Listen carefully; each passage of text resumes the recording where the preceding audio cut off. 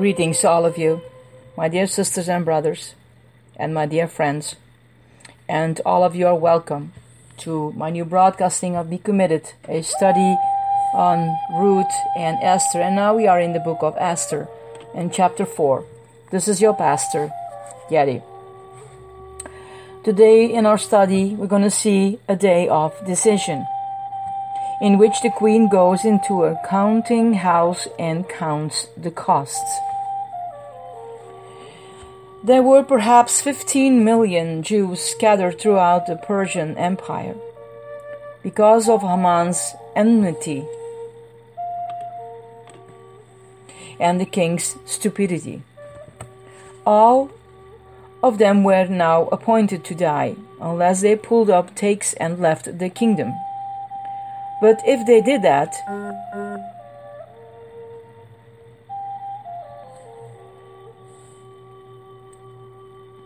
where would they go?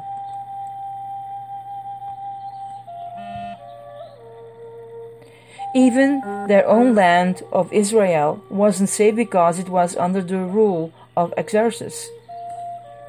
And since the Persians ruled from India to Ethiopia, there were very few accessible places to which the Jews might flee. In the empire, the responses to Haman's decree were varied. Haman and the king completely ignored the plight of the Jews and sat down to a royal feast. Meanwhile, the people of the capital city were perplexed and didn't know what to do. Secluded in the royal harem, Queen Esther knew nothing about the danger that she and her people faced. While the Jews in the various provinces began to fast and mourn, only one man, Mordecai, was able to do anything about the peril, and he immediately began to act. He expresses his concern. We're going to read that in chapter 4, verses 1 to 3. When Mordecai learned of all that had been done, he tore his clothes, put on sackcloth and ashes, and went out into the city, wailing loudly and bitterly. But he went only as far as the king's gate, because no one clothed in sackcloth was allowed to enter it. In every province to which the edict and order of the king came, there was great mourning among the Jews, with fasting, weeping, and wailing. Many lay in sackcloth and ashes. When Esther's eunuchs and female attendants came and told her about Mordecai, she was in a great distress. She sent clothes for him to put on instead of his sackcloth, but he would not accept it. Mordecai's appearance and actions were those of a person showing great grief or deep repentance. Mordecai was neither afraid nor ashamed to let people know where he stood. He had already told the officers at the gate that he was a Jew. Now he was telling the whole city that he was not only a Jew, but also that he opposed the murderous edict.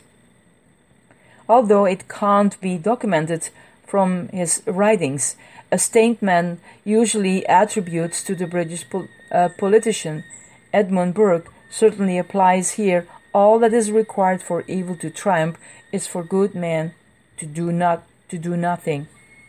Deliver those who are drawn toward death, and hold back those stumbling to the slaughter.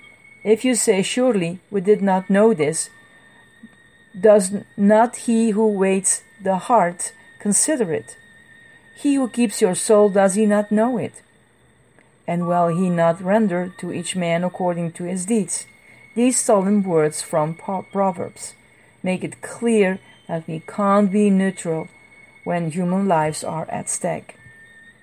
Mordecai's intent is mournful pilgrimage at the king's gate, which was the commercial and legal hub of the city, a combination of marketplace and courtroom. That was as far as he could go because Oriental kings lived in an artificial paradise that sheltered them from the realities of life. No sackcloth must come within their gates, said Scottish preacher George H. Morrison. They must have a good time at any cost. They must live their easy and comfortable lives, as if there were no voice calling them. How opposite from our priest king in heaven, who welcomes us to bring our burdens and sorrows to him. What could Mordecai hope to accomplish at the gate, which is sackcloth and is wailing?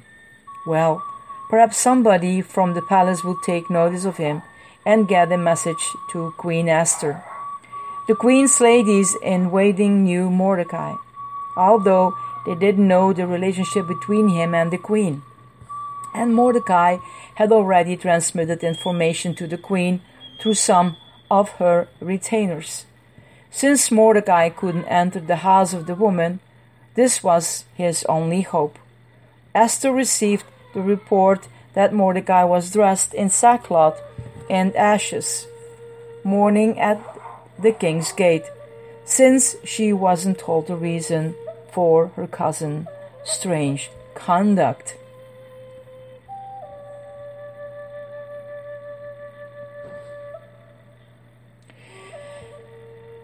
He explained their peril. Mordecai's refusal of the new clothes gave him opportunity to give his vital message to the queen, for she sent one of her eunuchs to the gate to ask Mordecai what was wrong.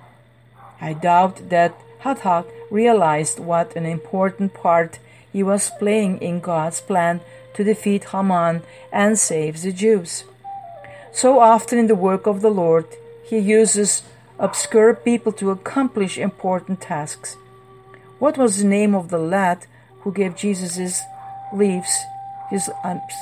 loaves and fish? Who were the men who rescued Paul by lifting him over the Damascus wall in a basket? What was the name of the little servant girl who told Naaman to go see the prophet? We don't know. But God uses his people to accomplish his purposes. As great doors can swing open small hinges, so great events can turn upon the deeds of small and sometimes anonymous people. Mordecai not only knew all the facts about the decree, but he also had a copy of it for Esther to read for herself. This proves that he held a high position in the government, a position God had given him for the very purpose of saving the Jewish nation.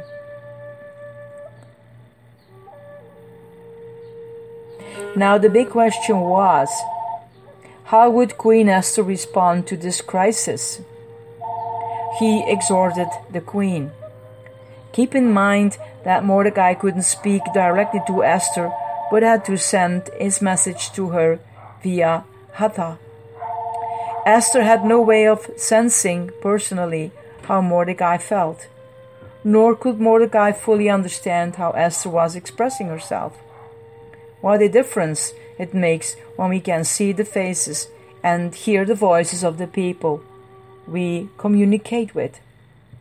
Hathach certainly had a great responsibility placed on him as the living link between two distressed people who held in their hands the salvation of the Jewish nation.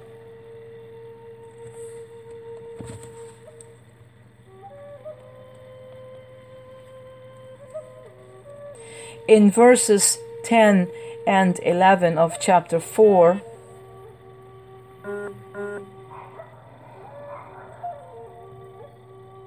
and I'm going to read it for you.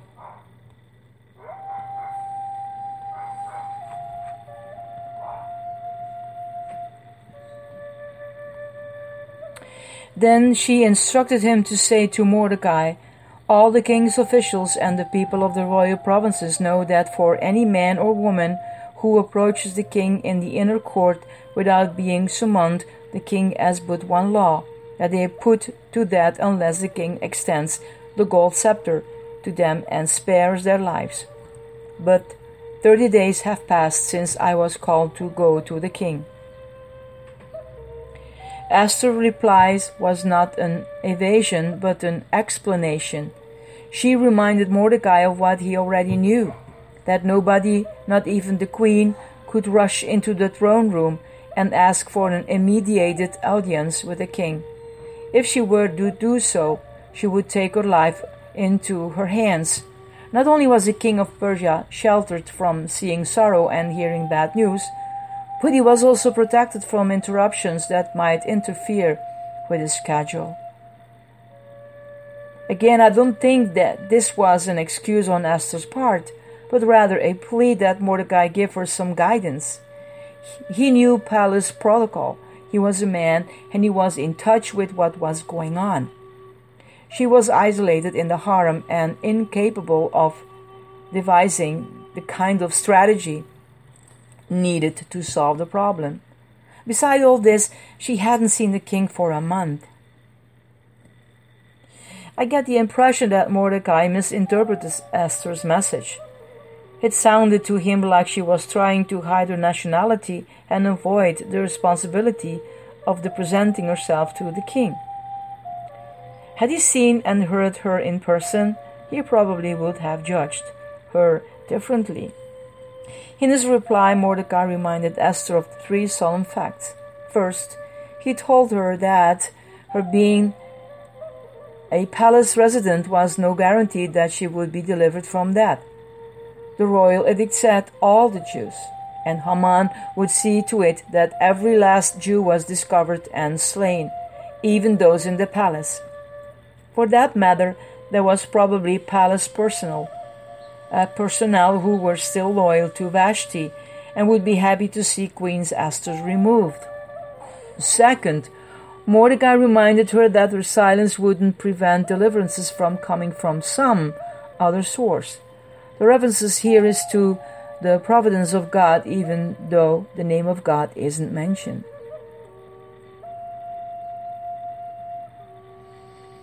Mordecai had faith that the people of Israel would be protected from annihilation. However, he warned her that, even if deliverances did come, some of the Jews might still be slain and that she might be among them. Why would God send relief and deliverance to the Jewish people, but allow Esther and her relatives to be slain? Perhaps Mordecai saw this as a punishment for her unwillingness to intercede for the people. To know to do good and not do it is sin. Therefore, instead of protecting herself by her silence, Esther would be putting herself into greater jeopardy. Haman and his agents would have little trouble finding her in the palace and taking her life. And Mordecai emphasized a third fact. Her being in the palace was not an accident, for she had come to royal positions for such a time as this. He didn't say that God had put her there, but that's what this statement amounted to. If Esther would just take the time to review her life, she couldn't help but see that there had been divine leading all the way. Now, if God brought her to the throne, then he had a purpose in mind. And that purpose was not evident. She was there to intercede for her people. The statement of Joseph to his brothers comes to mind. But as for you, you meant evil against me, but God meant it for good, in order to bring it about as it is this day, to save many people alive. As you ponder Mordecai's words, you will learn some basic truths about the providence of God that are important for Christians today. The first is that God has divine purposes to accomplish in this world.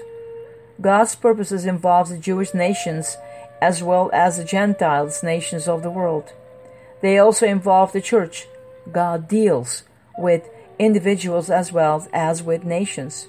His purposes touches the lives of kings and queens and common people, godly people and wicked people. There is nothing in this world that is outside the influence of the purposes of God.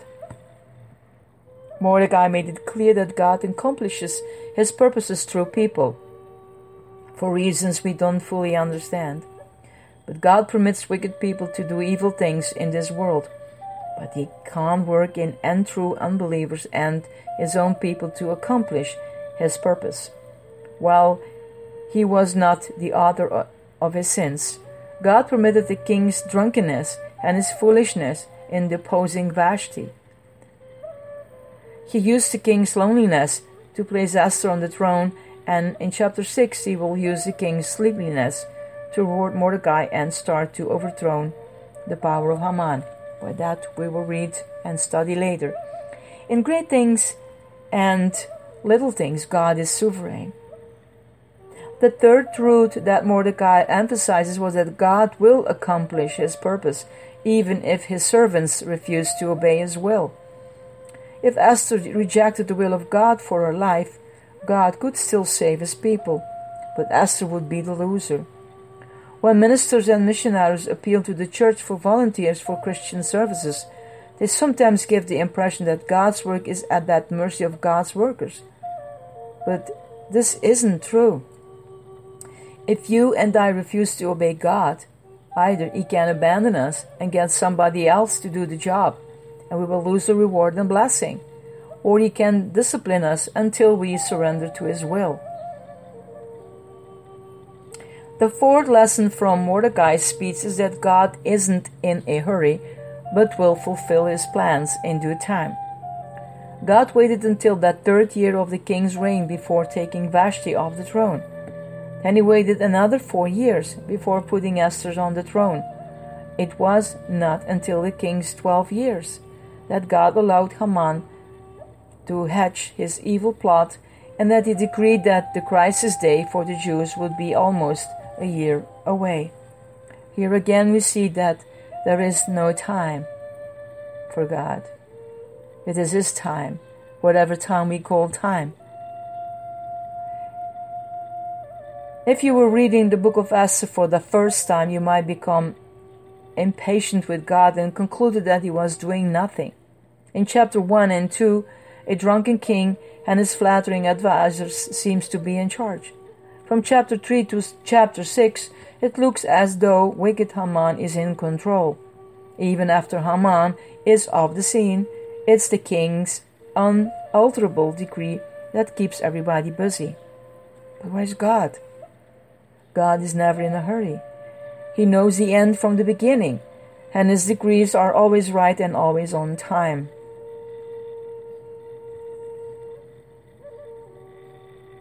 The mighty liner of God's sovereign design keeps its steady course over the sea of history.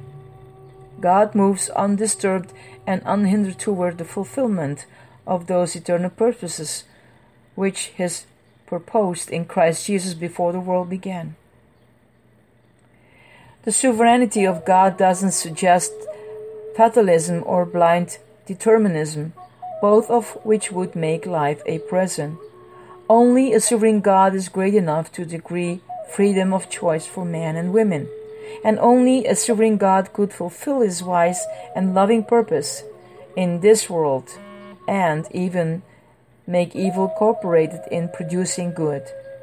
The question is not, is God in control of this world, but is God in control of my life? Are we cooperating with him so that we are a part of the answer and not a part of the problem?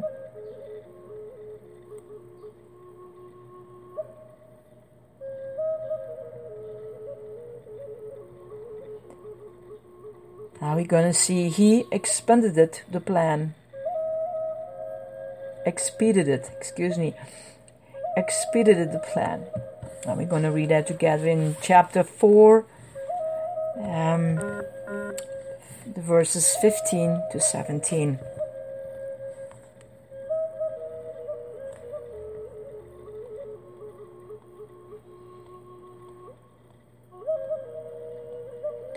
Then Esther sent this reply to Mordecai: Go gather together all the Jews who are in Susa, and fast for me.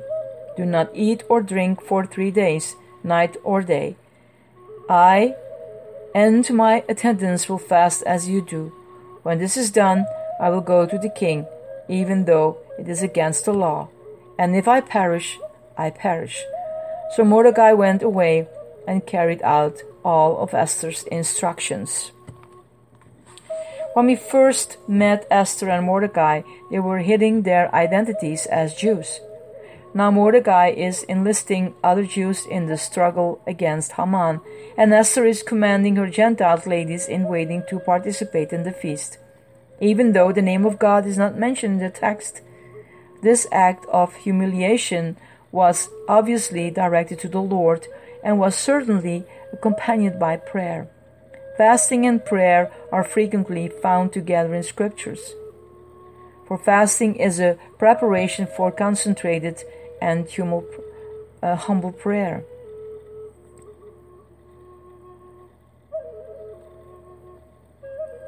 If fasting is only a form of religious ritual, it accomplishes no spiritual purpose. Since Jews throughout the empire were already fasting, weeping, and wailing, it wasn't difficult for Mordecai to unite the Jews in Susha to pray for Esther as she prepared to intercede before the king. This was a matter of life and death both for her and for her people, and God used the crisis that Haman had created to bring a spiritual revival to his people scattered among the Gentiles. It's often the case that God's people have to experience trouble before they will humble themselves and cry out to them. How should we interpret Esther's words? And if I perish, I perish. Do these words suggest unbelieving resignation? Well, you forced me into it, so I'll do what you say, even if it kills me. Or trusting submission to the will of God. I'll do God's will, whatever the cost. I vote for the second interpretation. To me, Esther echoes the same surrender and confidence that Paul expressed to the Ephesians elders. But none of these things move me, neither count I my life dear unto myself, so that I might finish my course with joy and the ministry which I have received of the Lord Jesus, to testify the gospel of the grace of God. From the human point of view, everything was against Esther and the successes of her mission. The law was against her because nobody was allowed to interrupt the king. The government was against her, for the decree said that she was to be slain. Her sex was against her because the king's attitude toward women was worse than chauvinistic.